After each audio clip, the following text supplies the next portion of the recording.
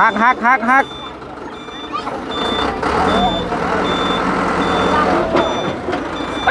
ฮักฮักฮักฮักชิปแต่มุดจนร่มอ่ะผู้ได้เอาไว้พุ่นก้อนก็ได้ลูกเด้อผู้เอายิงไว้อันข้อไก่เจ้าผู้เบอร์ไว้ถึงนะลายเนาะโอ้เจ้ายังโหโหมีหดยางอันนี้เนาะยางหมกซอยเนาะ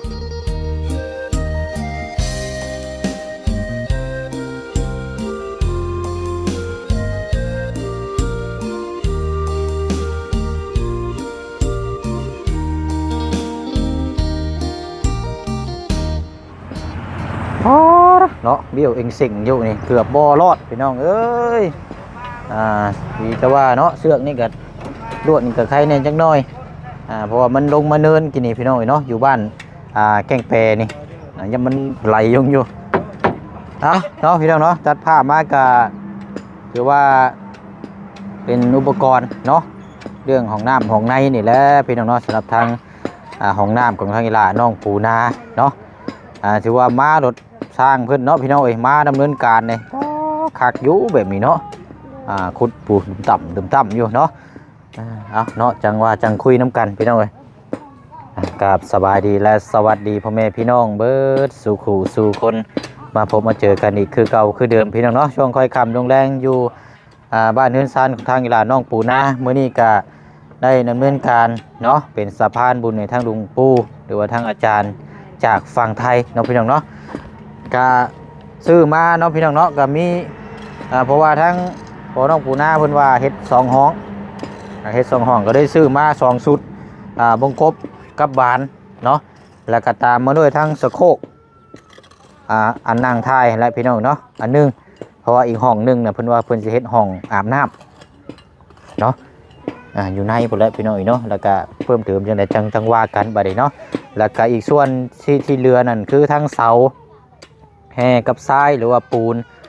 ทั้งพอน้องปูนาเพิ่นจะรับผิดชอบทางนี้เนาะตามที่คุยกันมื้อเช้านี้บ่เจียงก็เลยเอาตัวนี้มาก่อนเนาะพี่น้องเนาะเดี๋ยวจังพูดคุยนํกันนี่ว่าสิเอาส่วนใดบัดนี้เนาะ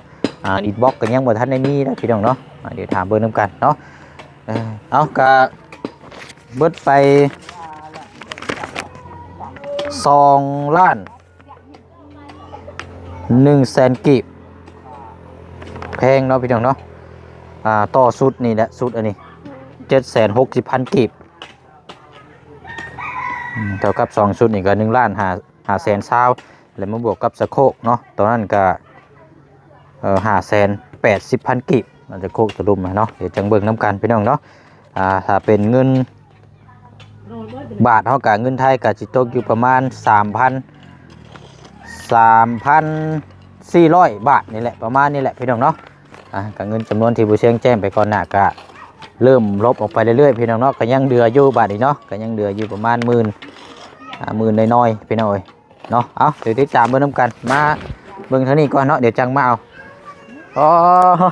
โคตรแต่นี่เนาะหากเริ่มนี่บ่นี่คือแบบนี้เนาะ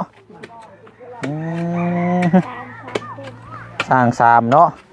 ให้สร้างเขานี่บ่โอ้เอาสบายดีสร้างเด้อเมื่อยพักสร้างก็เมื่อยนี่เนาะบ่เมื่อยนะสร้างนี่ บ่ได้เพิ่มพลังกันเต็มร้อยไปจักเนาะ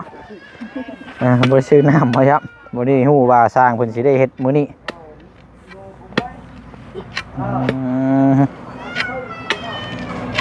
กว้างยาวนี่เท่าไรก็3 เมตร3 เมตรคูณ2 เมตร3คูณ2บ่ถือว่า2คูณ3 3คูณ2ก็ว่ากันไปเนาะบัดนี้ตัดกลางแล้วเนาะตัดกลางมันยังคือคุดคักคุดแน่แท้น่ะบ่ดินลานบ่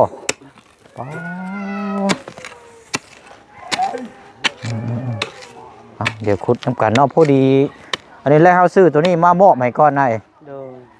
เนาะไม่ใช่ว่าไปเอาลงมาก่อนเฮาเนาะไปเอาลงมาก่อนไปมาปีก่อนก็ได้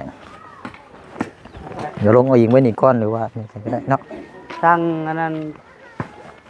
ดินบล็อกแล้วก็เสา ดินบล็อกกับเสาโดยแล้วก็ปูนทรายหิน ดินบล็อกจักก้อน ดินบล็อก400ซาว 400 ทางสร้าง พอดี บอก เนาะเพราะมัน2ห้องเด้เนาะ โดยส่ง อันปูนได้ซะ ปูนเขียว5เป้าคือว่าปูนแดง3 โอ้ยมันสิพออยู่บ่เพื่อฉาบเพื่อหยัง ช่างว่าแหล้ว แล้วว่า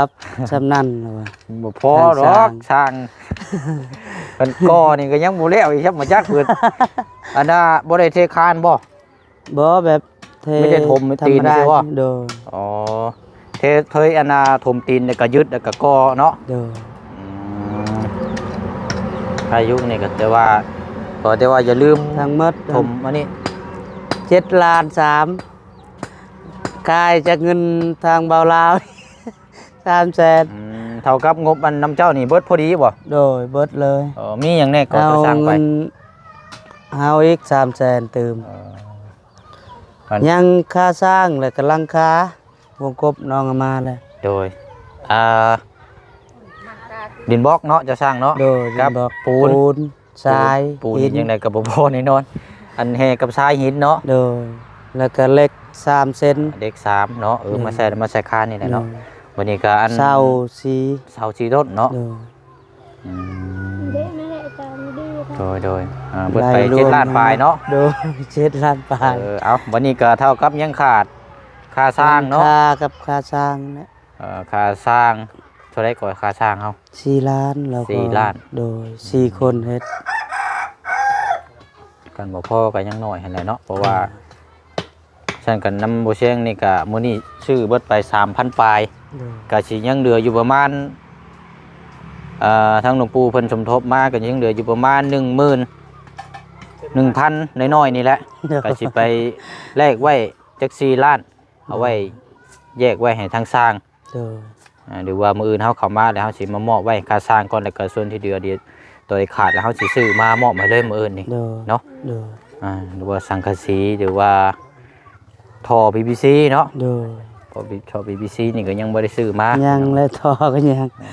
ท่อ PVC นี่ใส่นี่ประมาณ2 เม็ดเพิ่นบ่จักเนาะ โดย อันนี้ใส่คล้ายๆว่าเฮาสิต่อไปพุ่นได้นี่เนาะ โดยต่อไป ประมาณ พุ่น 2 เม็ดปลายพุ่นได้นี่เนาะ โดย ของงอนี่ก็ นั่นทาง เดียวบ่ บ่าวไลกับบ่าวน้อยถามว่าบ่แม่นตั้งอยู่นี่เลยบ่อายอายก็เลยตอบว่าบ่แล้ว ตั้งโควิดก็ตั้งอยู่ห้องน้ำพี่ อืม ตัวนั้นต่อทอเอา ต่อท่อไปหั่นแหละเนาะ โอ้ โอเคไปจ้ะเนาะมาเอาอันเครื่องก่อน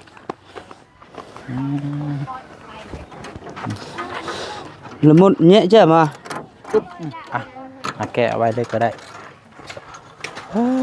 เนาะมาเดี๋ยวทักทายสบายดีทักเจ้าของเพิ่นก่อนพี่น้องเอ้ยนี่แหละเนาะจับกล้องอยู่โอ้ ไปเอาแนวนักมามอบให้ เด้อ ซอยกันเนาะอันนี้ขาดกันยังบานพับลูกก่อนลูกยังหั่นแหละ เด้อ เลยคิดว่าน่าจะมากับท่อ PVC พุ่นละสุดนี่เอาตัวนี้ก่อนหน้า70เนาะ เด้อ 70ยาว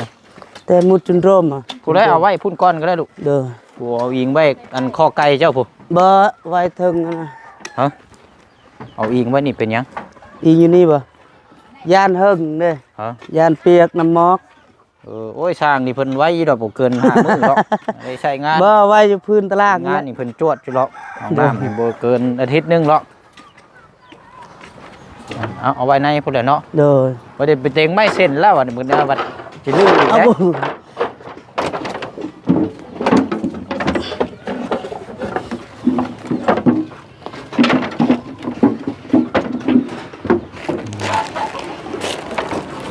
เป็นพวกไม้หลังคาเฮานี่อยู่นี่เนาะถือว่าครบเบิดอยู่ดอกเนาะดึงออกมานี่แหละผ่าตัดเอา เด้อ ซอยเอานะ ไม่เส้นยังลายอยู่ เส้นเนาะ เด้อไม่18 3คูณ2เนาะหาร2คืออยู่พี่น้องเนาะ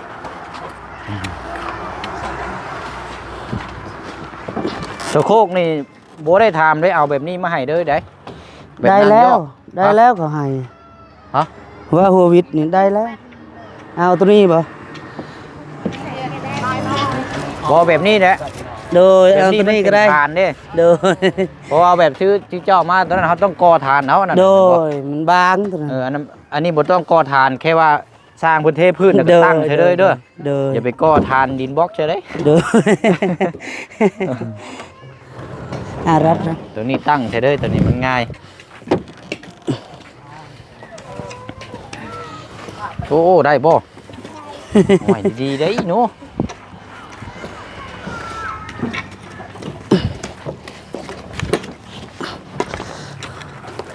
รุ่นเราชังนั่นนะเอา นี่นะเนาะเข้าไว้ในพุ่นแล้วเนาะ รุ่นเราชังนั่นนะตัวก้อนนั่งขาดนี่จะไรไหมหัววิทย์กี้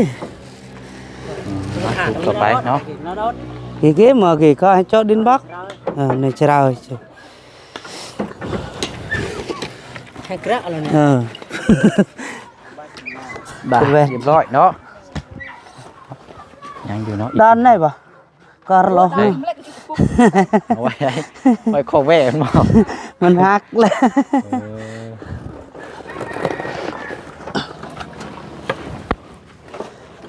เนาะ ยังเขาเอาเสาขึ้นรถกายนั้นเขาขึ้นมาแล้วจังน้อยลามาแล้วว่ะ อ๋ออันอยู่บ้านนี่บ่ บ้านดง บ้านดงนี่บ่ โดย อื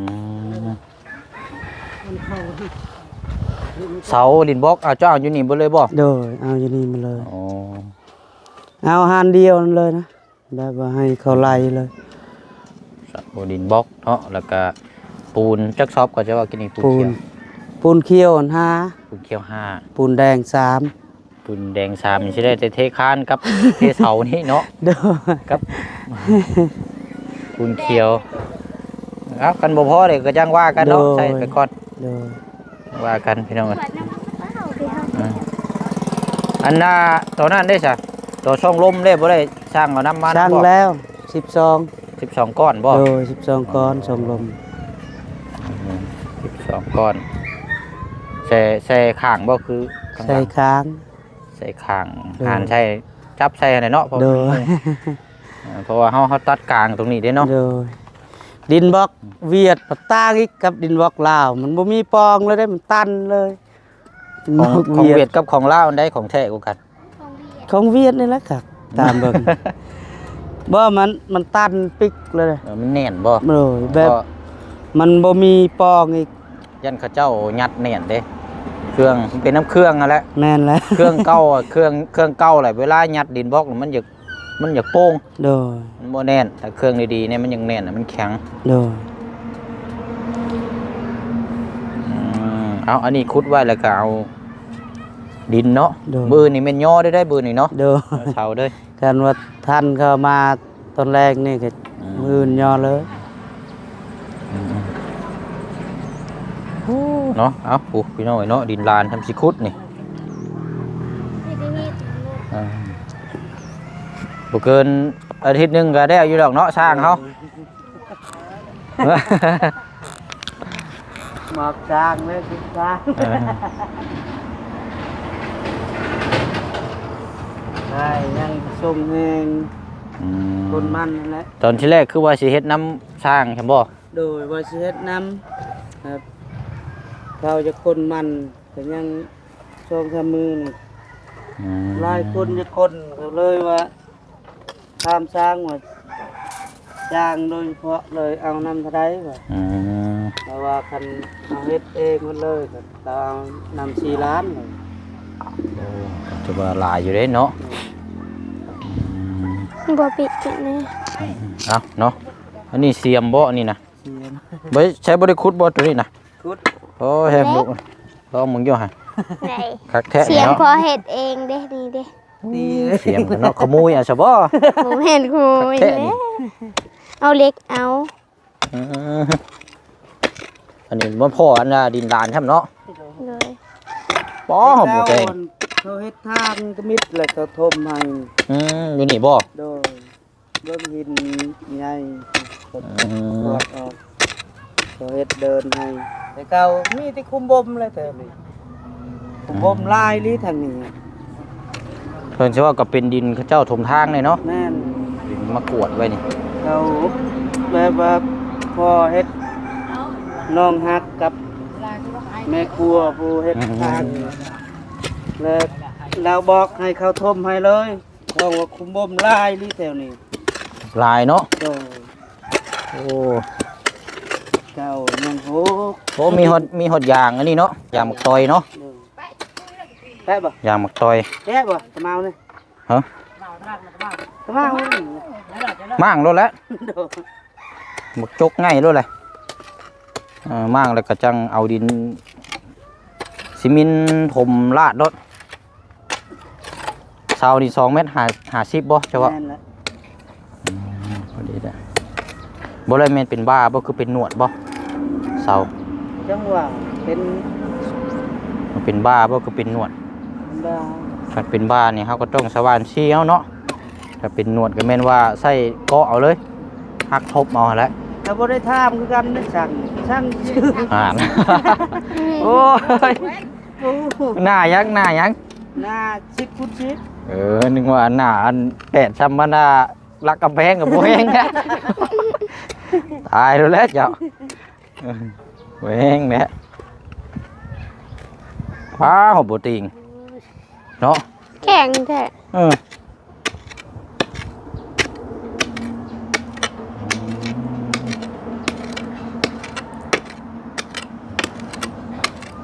ใช้หมักจกง่ายบ่ขึ้นบ่นี่บาทเดียวโอ้ใช่ปะตั้มมนุษย์เลยดูอันเก่าบ่นี่นะ เก่า โอ้โทษนะเว้ย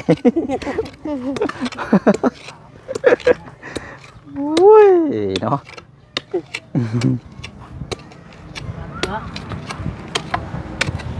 นะก็จะว่าสิอันน่าเป็นน้ำเฮากับขุดคลองลงไปพุ่นแล้วเนาะบัดนี้ โดย ไหลลงหนองสระพุ่นแล้วเนาะให้มันแปลงลงไปพุ่นทีนี้ก็เทกันเจินออกมาอีกประมาณจัก60-70 เซนเนาะก็ได้ย่างเข้าไปนี่ดอกบืนนี่ย่อเสาเนาะย่อเสาดอกเคียย่อเสาเทคานตัดมันไม่แห้งไว้ช่วงบ่ายก็แม่นว่าก่อได้แล้วก็ตั้งกบได้แล้ว ครับมื้อนี้เลยบ่น้องกลับมื้อนี้เลย มื้ออื่น โดย มื้ออื่นตอนที่เรียกว่าสิกลับมื้อนี้โดดทางบ้านเพิ่นว่ามื้ออื่นก่อนก็ได้พุ่นน่ะว่ามันก็เอามือเวียกงานรองน้องชายต้องลูกพี่ลูกน้องนั่นแหละ บ่มีหยังฝากบ่ต่อ โอ้ยไม่ต้องเอาก็ได้หรอกกล้วยก็เอามือก็เรื่อยแล้วก็มันกินก็บ่ทัน โดย จนเหี่ยวนั่นบ่ได้กินอีกซื่อ แต่สุดลายก็มีแต่ผู้เฒ่าและเพิ่นมาต้อน โดย ผู้เฒ่าโอ้เพิ่นได้เพิ่นมาอันนี้นํป้อบ่แม่นว่าสิออกง่ายได้นี่ก็เนาะ ใหญ่ขนาด มันใหญ่เนาะ เลย โอ้ยพุดรถบัดนี้เนาะ เอาโอเคซะเนาะพี่น้องเดี๋ยวมอบให้ทางสร้างเพิ่นแล้วมาดำเนินการขุดต่อบัดนี้เนาะ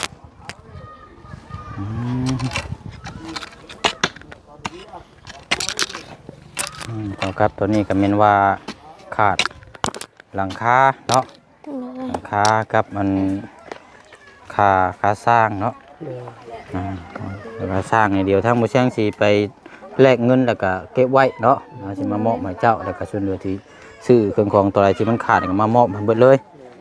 เป็นปูนนี่จังไดก็บ่พออยู่แล้ว กินเนี่ยเลย บ่แม่นน้อยๆได้นี่ กินเนี่ย ประมาณโตน30 สอบพุ่นบ่จัก นี่ เพราะว่าเฮาสาบเด้แม่ยังลูกน่ะ หมากละมุด ชุกแล้วบ่นี่ สุกแล้ว แล้ว เออเอ้ามันชุกคือสีนี่อันนี้เนาะ สีนี้ สีขาวดิ สีด อืมมันละมุดสีขาวบ่ เลย เอา thank you ขอบใจ ใช่หลาย มารอบนี้เนี่ยชุกเรียบร้อยแล้วเนาะ เลย ได้กินแล้วบัดนี้ มารอบหน้าเนี่ยเป็นแก้วมังกรบัดนี้ เลย โอ้กำลังเริ่มได้นี่เนาะ ำเด้อ มันเป็นช่วงเดือนไหนก่อนมาแก้วมังกรนี่ เดือน7เดือน8 อ๋อมันชื่อว่ากำลังสงกรารไปนี่แม่นนับรถเนาะ เลย อ๋อเกิดเป็นหมากนี่ช่วงสิบ่เป็นง่ายแท้นี่บ่ มันเป็นแต่เดือน5 ใหญ่แท้ ต้องสิเต็มบนต้นเลยเนาะ เลย แต่เก้าดกอยู่ปูนาเคยขาย เ ถ่ายอยู่ วงหนึ่งสามมา10,000ปีหนึงก็ได้อยู่ได้3-4 แสนนี่กันนะแต่มันดกเลย เอาคันว่านั่นเฮาดูแล้วเนาะ ได้มาก่อนนี่ได้ชื่อยุคเผื่อเป็นงัวมาเพชร บ่ได้ชื่อจ่ายเนาะโทรบอก เอาเนาะ ใช่แล้ว เอาน้ำมุดอันนี้ไว้นี่ก่อนมีหยังเกาะรถบ่ เลย อ๋อรถมาส่งแห่ชาย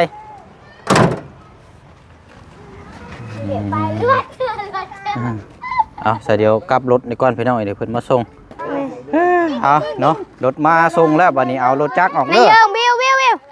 ยับออกดูล่ะ เอ้ยน้อง รถมาส่งแห่ชายได้เอาลงใช้นี่บ่ลงนี่ด้วยเนาะ จนมาพอกับใจ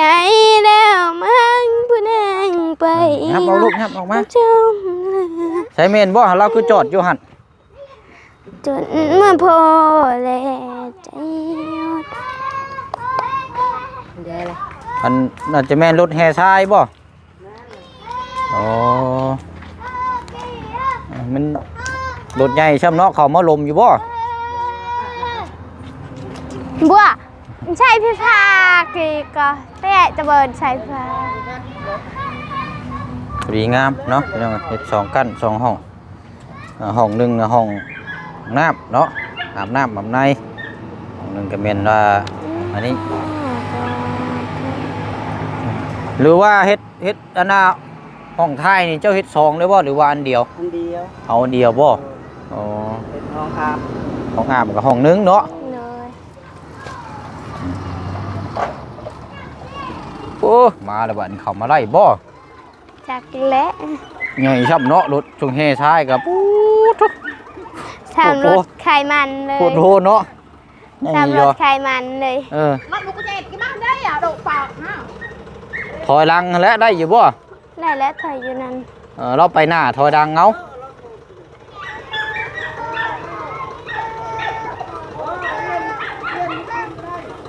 ทางนี่ก็เข้าบ่ได้ใช่ไหมทางนี่เนาะ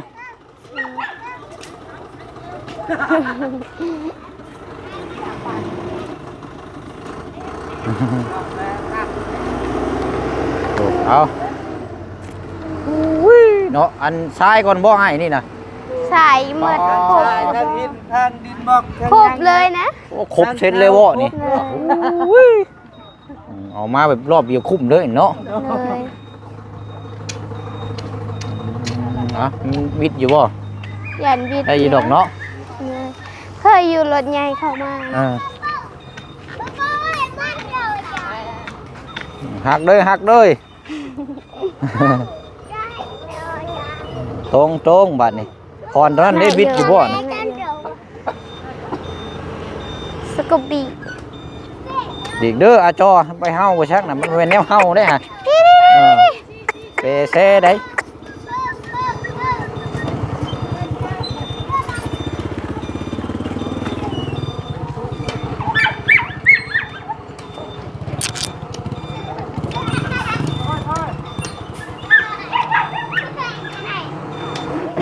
ให้เพิ่นยับเข้าไปในเด้ก็ได้เดี๋ยวเพิ่นสิตันทางเดี๋ยวเฮาสิออกไปก่อน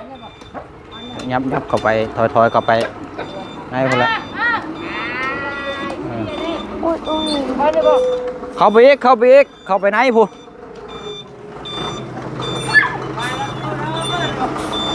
หักหั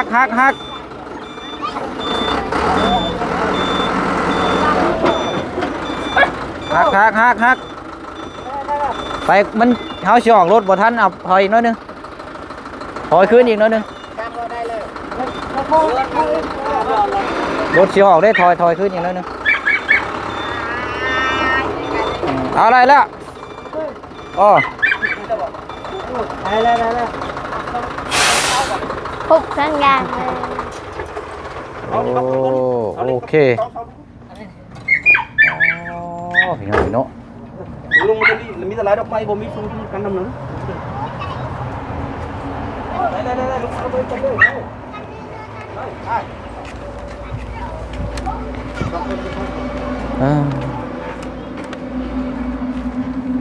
รอบเดียวเลยเนาะ ตั้งขึ้นกันมันแทบ เอา ช่วยปลาอยู่บนนี่ก็ได้ แล้วแจงเบิ่งเนาะเอาลงหม่องใด ช่องลม โอ้เดี๋ยวอันนี้ช่องลมเนาะ เด้อ อ๋อช่องลมเหมือนลมตรงเลยนี่เนาะบ่แม่นลมข้างอันนี้เนาะงามเนาะ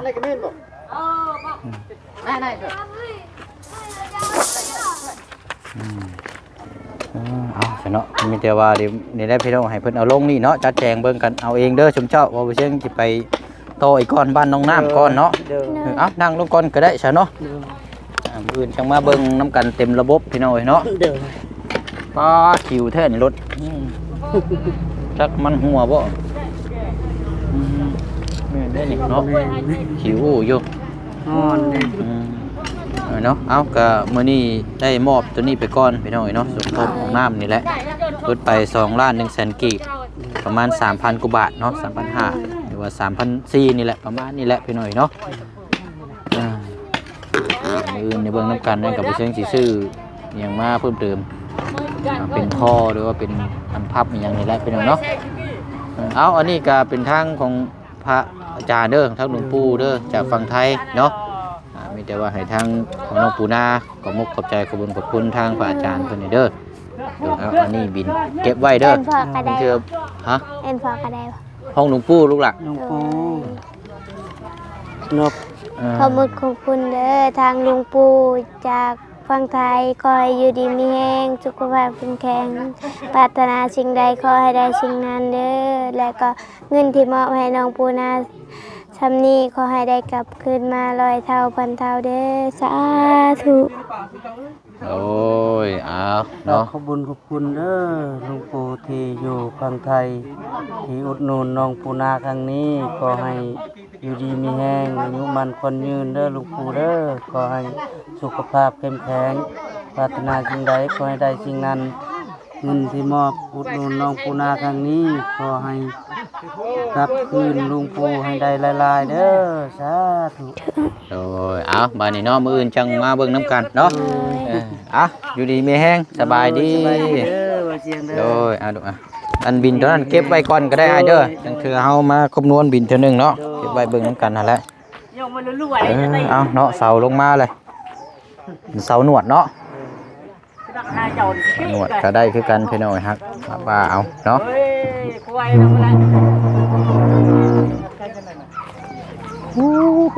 เอาเนาะจัดพี่น้อยเต็มที่เนาะ